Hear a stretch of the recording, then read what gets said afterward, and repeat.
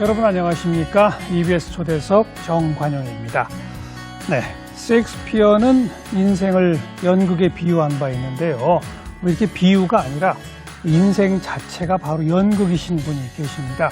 올해로 데뷔 57년을 맞는 연극 배우 박정자 선생님. 연극은 나에게 호흡이다, 이런 표현을 쓰셨는데요. 오늘 초대해서 함께 말씀 듣겠습니다. 어서 오십시오. 네. 안녕하십니까?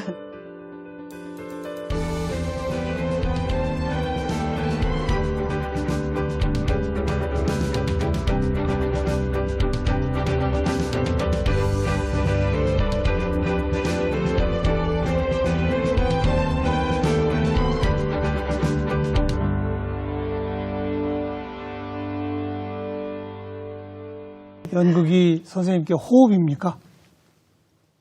네. 숨을 쉬는 거죠. 네. 뭐 호흡, 숨을 안 쉬면 죽는 거죠. 그러니까요. 네.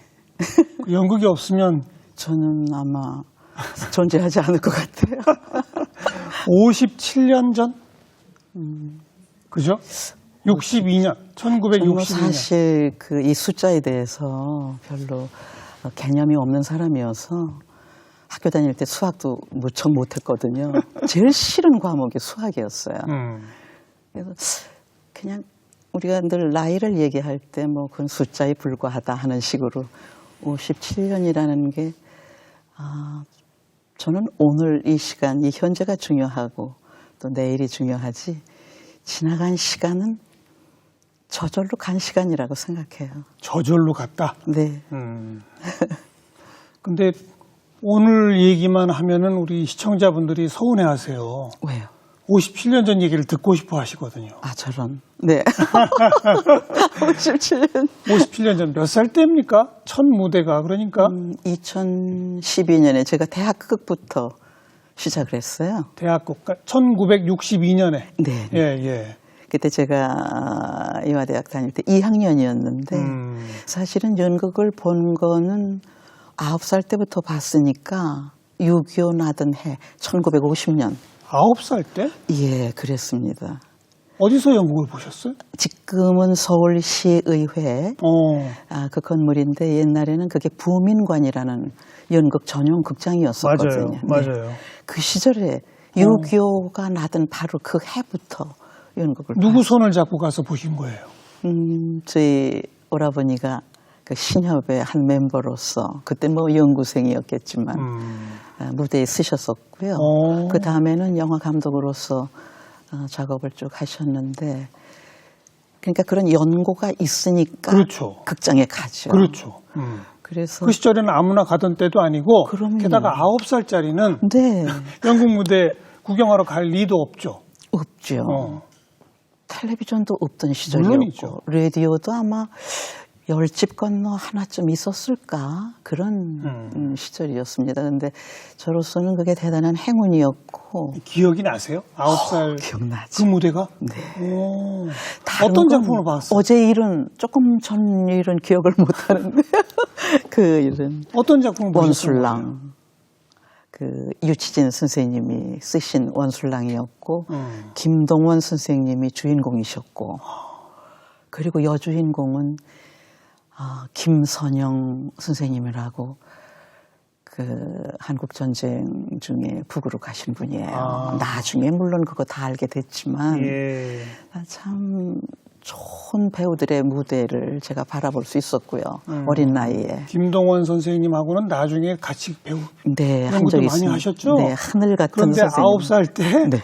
보셨군요. 네네. 그러니까 제 마음속엔 이미 연극은 이렇게 이미 들어와 있었어요.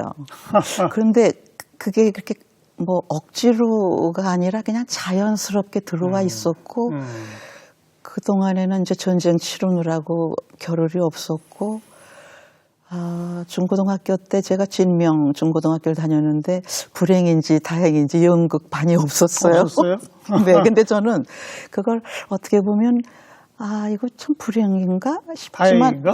또 한편으로 보면 그 동전의 양면 같아요. 그래서 참 다행이었다는 생각도 들고요. 영국반 있었으면 이화여대 못 가셨을 수도 있죠. 그랬을 것 같습니다. 네.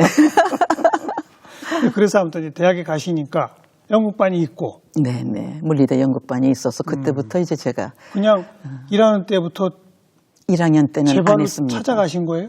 네, 오디션을 보는데 오디션을 1학년 때는 봤어요? 네. 오. 1학년 때는 제가 이미 성인들의 연극을 프로들의 연극을 다 섭렵한 사람이기 때문에 다 봤기 때문에 네, 이 대학극이 얼마나 아마추어일까 생각하고 그게 제가 안 갔어요. 다 오라버니 네. 영향이로군요. 맞습니다. 어. 그래서 1학년 때는 그냥 참고 음.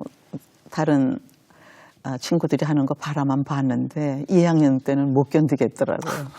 그래서 오디션 봐서 예. 네, 뽑혔습니다. 오디션 딱 봤더니 선배들이 뭐라 그랬어요? 아니요, 그때 저는 너무나 존재감이 없었기 때문에 그러니까 제 머릿속으로만 이미 커 있었지 실제로 그 현실하고는 다르죠. 아니 당연하죠. 연극 많이 봤다고 연기 잘합니까? 네, 저는 말도 안 그렇게 되죠. 생각했죠.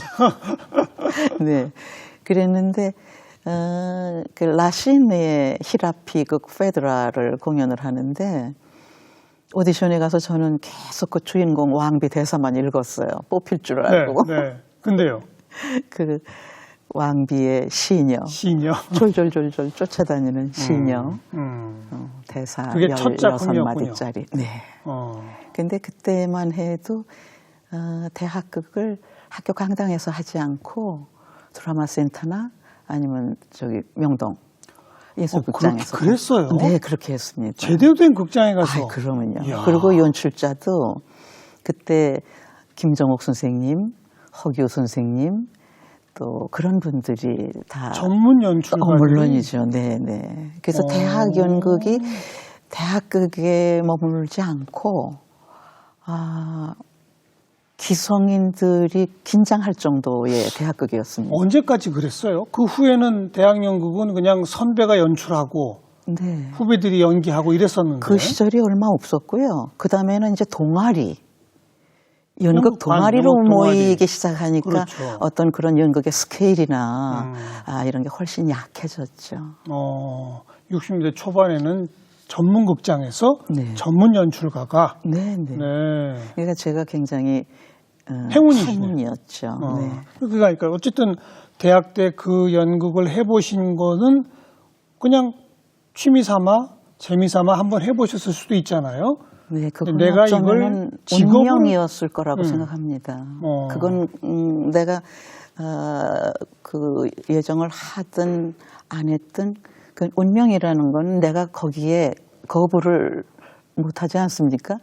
그냥 그 끌려갔었던 것 같아요. 그냥 첫 무대 선 다음부터 계속 그랬어요. 네, 네. 이야, 어쩜 그럴 수가 있을까요? 왜요? 선생님도 대학 시절에 연극 하셨다고 그랬잖아요. 근데 그건 그냥 취미로 잠깐 한 거지. 취미로. 전 그렇다고 연극 배우의 길을 가고 있지 않지 않습니까? 네. 근데 딱 사로잡히신 거예요? 그렇게 좋으셨어요? 네. 그런데 그런데 지금 생각해도 제 인생에서 가장 훌륭한 선택은 연극, 그리고 연극 배우였다고 생각합니다. 그건 남편도 아니고 아이들도 아니고. 좋으시겠습니다. 네, 행복합니다. 근데 성우 생활이 먼저셨어요? 네. 어떻게 된 건가? 방송을 1963년에 동아일보에서 그 동아방송을 개국을 했죠. 네네. 그때 제가 재학 중이었었는데 뭔가 라디오가 한참 최고의 인기를 누리던 그런 시절이었거든요. 그 당시는 라디오 드라마. 네네. 라디오 드라마 하면은 최고였죠. 거리에 사람이 없었어요. 네, 맞습니다. 네네. 근데 저는 일단 라디오든 뭐든 연기를 해야 된다라는 이 급한 마음에 그때가 3학년 때였는데 제가 그냥 그 시험을 보러 갔죠. 동아방송 개국. 그 성우 모집에. 네네. 근데 또 인생에서 우리가 그 선택을 해야 되는 것. 근데 인생 전반에 걸쳐서가 아니라 오늘 하루 중에도 우리는 무엇인가를 선택을 해야 되는 여러 순간들이 있는 것 같아요. 항상 선택이죠. 네. 그리고 뭔가를 끊임없이 기다려야 되고. 예. 네. 그래서 그때 방송을 시작하면서 제가 물론 많은 공부를 할 수 있었고요. 연기를 하는데. 그러면서 그때 학교를 포기할 수밖에 없었던 것.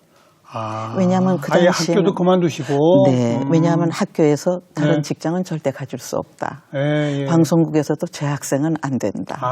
그러니까 뭔가를 제가 선택을 해야 하는 그 그런 시절은 또 그랬죠. 네, 네. 학교는 학교 나름의 자존심이 있어가지고. 네.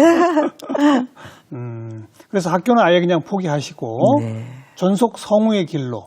그렇습니다. 그러면 이제 목소리 연기였어요. 첫 번에는. 그죠? 그럼요. 근데 그러다가 이제 제 목소리가 지금은 나이 먹으면서 오히려 조금 더 부드러워졌는데요. 옛날에는 목소리가 너무 강하다는 것 때문에 그냥 카리스마의 대명사. 카리스마의 대명사 아닙니까? 근데 그래서 그때 그 제작 과장으로 계시던 조동화 선생님께서는 그러셨어요. 제 목소리가 하루 방송을 아주 짧은 시간 나가지만 한 2번 어쩌다가 3번 나가면 동화방송 박정작 거야? 막 이러셨어요. 그러니까 워낙 강렬해서 네, 굉장히 많은 사람들이 제 목소리에 대한 기억만 하고 있고. 거부감을 가졌던 게 사실입니다. 거부감이요? 그 당시로서는 그랬고요. 네. 그때는 미성 누구나 다 꾀꼬리 같은 소리. 네, 네. 예. 그래서 저는 이 목소리 때문에 늘 노역을 많이 했죠. 남자 역할도 많이. 전 남자 역할 참 좋아해요. 네. 어떤 틀을 깨는 걸 항상 그렇죠. 좋아해요. 그리고 고정관념을 제가 싫어하기 때문에 그리고 배우는 여러 가지 모습을 그럼요. 무대 위에서. 천의 얼굴을 가져야 되는데. 네. 그러니까 목소리 연기로 이제 하시다가 그다음 이제 무대 연기를 하시게 된 건 또 어떻게 된 겁니까? 무대는 이미 제 9살 때부터 제 마음속에 들어와 있었던 거고, 그때 그 대학극을 하고 나니까 프로 연극인들이 그 대학극을 본 거예요. 그리고 이제 그래서 저를 픽업을 제의가 했어요. 왔어요? 네.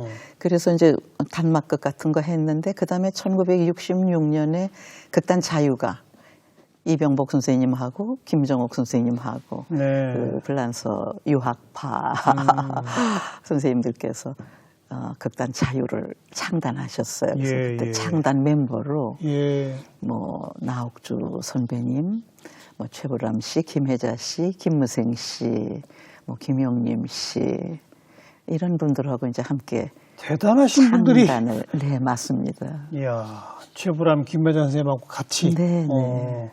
그러니까 동화방송 전속 성우였다가 네, 네. 그러면서 같이 겸했습니다. 두 가지를 네, 같이. 네, 네. 그럼요. 언제까지 그게 같이 그리고 동화방송의 그 전속 생활이라는 게 한 5년 5년 있었고요. 그 다음에는 이제 후리로 네, 활동하게 되니까 주로 아주 이제 그 다음부터는 자연스러웠죠. 무대 연기 쪽. 네, 그렇죠. 맞습니다. 네. 성우로서는 그때 한 5년 정도 활동하신 그 후에도 했습니다. 하셨나요? 제가 그 국군의 방송에 5분 실화극의 나레이션을 했는데 그거는 4,000회 이상 제가 아주 장기 공연을 출연을 한 적이 있었습니다. 그게 매일 하던 겁니까? 매일 하는 겁니다. 5분짜리로. 네.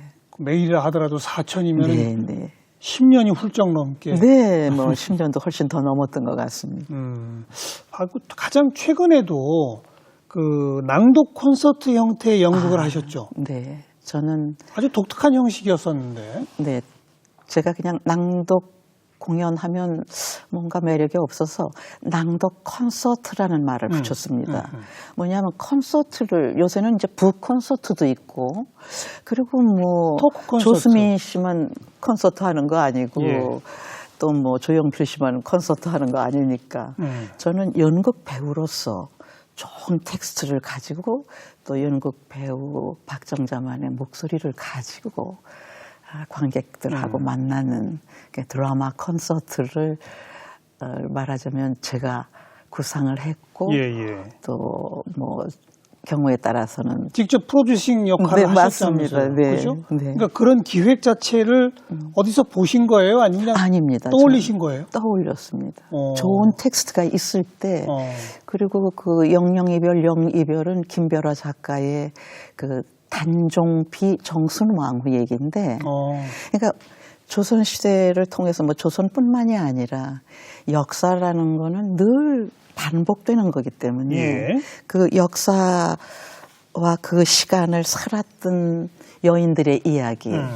근데 아마 그 삶들이 다 너무 아주 힘겨웠던 그런 그렇죠. 여인들의 삶을 제가 드라마 콘서트를 통해서 관객들하고 만날 때 저는 어떤 생각을 하냐 하면 그들이 뭐 최근에 한 그 해경궁 한중록도 해경궁 홍씨. 네. 그 전에는 단종비 정순왕후. 정순왕후 영영이별 영예별 네. 이런 공연을 제가 만들어서 하는 이유는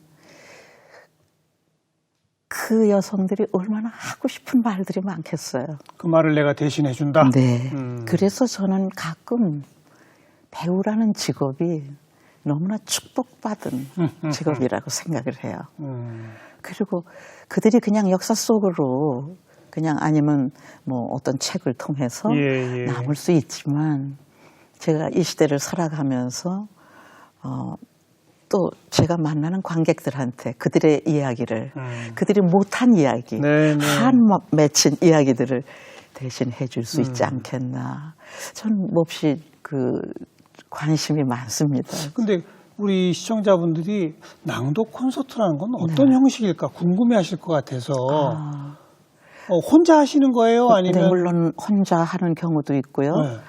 물론 영상이 뒷받침이 되고 또 음악은 항상 라이브로 들어와 주고요. 영상과 라이브 음악. 네. 그리고 대본을 제가 리딩을 합니다. 낭독하시는 거죠. 그런데 그러니까 무대에서 연기하는 건 아니고. 네. 그렇지만 관객들은 내가 낭독한다고 생각을 안 해요. 그럼요. 그냥 뭐라 그럴까? 그 집중력이 연극보다 엄청납니다.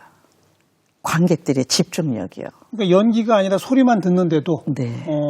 그래서 저는 그게 너무 신기하고 그리고 그게 관객들의 박정자 선생님의 목소리이기 때문 아닐까요?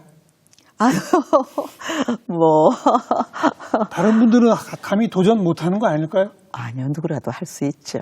그렇지만 제가 택했던 정순왕후나 아니면 해경궁 홍씨 그런 분들의 삶이 워낙 아주 모진 삶을 살았던 분들이 한 많고 구구절절 사연 구비구비 많은 그 이야기를 그냥 쭉 들려주는 거군요. 네. 근데 그게 그냥 낭독을 하는 게 아니라 연기를 통해서. 그렇죠. 그러니까 보통 한 작품이 70분 정도 되거든요. 그럼 관객들은 숨도 못 쉬어요. 제가 그걸 느끼거든요. 무대에서. 연기보다는 낭독 그리고 영상과 음악. 네. 그런데 객석의 관객들은 그냥 낭독이 아니라 직접 그 해경궁 홍씨면 해경궁 홍씨가 무대에 서서 독백을 하는 걸로 여기겠군요. 그렇게 저는 그렇게 바로 그런 받아들입니다. 그림인 거죠. 네. 그래서 제가 사람들이 그래요. 그러면 앞으로는 또 뭘 할 건데 저한테 물어요. 그래서 내가 여력이 되면 명성황후를 하고 싶다. 얼마나 하고 싶은 이야기가 많겠죠. 얼마 전에 바로 그 정순왕후가 묻힌 남양주시의 그 사릉에 갔었습니다. 물론 정순왕후가 죽었을 땐 서인으로 죽었기 때문에 그 능이 없었지만 그 사릉에 가서 제가 저기 남양주 시장한테 청을 했습니다. 나는 저 능 위에까지 올라가고 싶다. 한번 가보고 싶다. 왜냐하면 제실 있는 여기에 목책으로 이렇게 바리케이트를 쳐놨으니까. 그랬더니 마침 능 참봉이 이름 이쁘죠. 지금도 능 참봉이 있는 거예요. 공무원이겠죠. 그러니까. 네. 문화재청에. 관리하시는 분. 그래가지고 올라가셔도 된다고. 아마 저는 그렇게 올라갈 때 마치도 내가 여기에 묻힌 것처럼 아니면 빙의가 되시는. 빙의가 되죠. 그리고 너무 그 정순우 왕후를 뭔가가 제가 위로하고 싶었어요. 그래서 맨발 벗고 이렇게 삼배 절하고 이렇게 무덤에 이렇게 쓰다듬으면서 내가 너무 늦게 와서 미안합니다. 근데 연극하면서 제가 그 나는 너다라는 공연을 하면서 안중근의 어머니 조마리아 역할을 한 적이 있었거든요. 그때 그 공연을 준비하면서 저희가 여순, 하얼빈, 대련, 브라디보스톡, 하바롭스크가 다 그 독립군이 다녔던 역사의 현장을 직접 가보셨네요. 그럼요. 그런데 그 중에서도 제가 가장 마음이 절절했던 거는 그 안중근 의사가 재판받았던 그 재판정. 그리고 감방. 그리고 그 교수형 당했던 바로 거기를 이렇게 보면서 정말 분에 넘치게도 저는 내 아들처럼 느꼈어요. 안중근을. 그리고 참 아마 조마리아 여사가 살아서 좀 더 사셨더라면 저처럼 여기 다 와서 보셨을 텐데 저는 대신 연극 배우라는 역할로서 그 현장에 갔었다는 것 굉장히 아주 눈물겹도록 감동적인 그런 순간이었습니다. 안중근 열사의 어머님 조마리아 여사가 아들에게 옥중의 아들에게 편지. 너 죽어라. 네, 목숨을 구걸하지 말아라. 구걸하지 말고 너 죽어라. 이렇게 하신 어머니 아닙니까? 맞습니다. 그 마음이 그 현장에 가니까 느껴지시더라. 느껴지죠. 근데 저는 지금도 느껴집니다. 제가 특별히 그렇게 훌륭한 어머니도 못 되고 개인적으로는 그리고 그렇게 훌륭한 애국자도 못 되겠지만 그렇게 목숨을 버린다는 건 버린다는 게 아니죠. 목숨을 바친다는 건 대단히 거룩한 것 같아요. 정말 그건 거룩합니다.